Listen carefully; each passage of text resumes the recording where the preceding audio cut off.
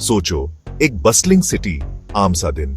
बच्चे पार्क में खेल रहे हैं, फैमिलीज खाना खा रहे हैं, लोग अपने डेली काम कर रहे हैं और उन्हें पता भी नहीं कि क्या होने वाला है। फिर अचानक एक तेज रोशनी में सब बदल जाता है।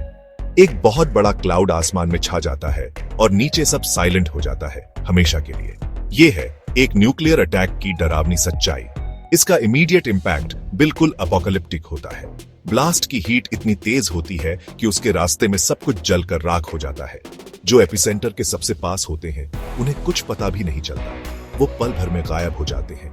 लेकिन न्यूक्लियर वेपन्स की असली हॉरर सिर्फ एक्सप्लोजन में नहीं है, बल्कि रेडिएशन के लॉन्ग लास्टिंग इंसिडियस इफेक्ट्स में है। जो बच जाते हैं उनमें से कई पहले ठीक लगते हैं, लेकिन उन्हें फिर बहुत सी तकलीफदेह सिम्टम्स होने लगती है। नॉजिया, वॉमिटिंग और बाल झड़ना तो बस शुरुआत है। समय के साथ कैंसर, बर्थ डिफेक्ट्स और जेनेटिक एब्नॉर्मैलिटीज का खतरा बहुत बढ़ जाता है। रेडिएशन का असर इंडिविजुअल्स और फ्यूचर जेनरेशंस दोनों पर हमेशा के लिए रहता है। 6 अगस्त 1945 को दुनिया ने न्यूक्लियर वेपन्स की डेवस्टेटिंग पावर अपनी आंखों से देखी, जब यूनाइटेड स्टेट्स ने जापान के हिरोशिमा शहर पर atomic bomb code named little boy गिराया। 3 दिन बाद दूसरा बॉम्ब फैटमैन नागासाकी पर गिराया गया।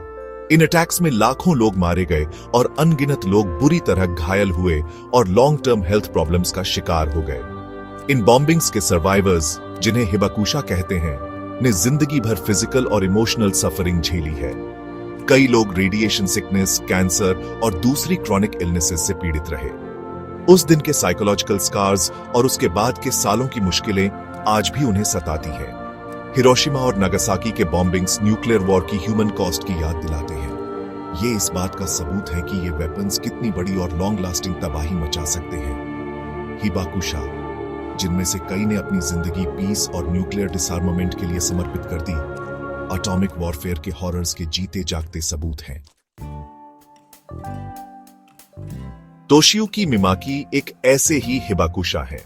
वो बस एक छोटे बच्चे थे जब हिरोशिमा पर बॉम्ब गिरा, जिसने उनकी जिंदगी बदल दी। उन्होंने अपनी जिंदगी अपनी कहानी शेयर करने और न्यूक्लियर वेपन्स से मुक्त दुनिया के लिए काम करने में लगा दी। वो निहोन हिदांकियो के एक प्रोमिनेंट मेंबर हैं, जो एक जापानीज ग्रासरूट्स ऑर्गेनाइजेशन है जिसे 1956 में एटॉमिक बॉम्बिंग्स के सर्वाइवर्स ने बनाया था।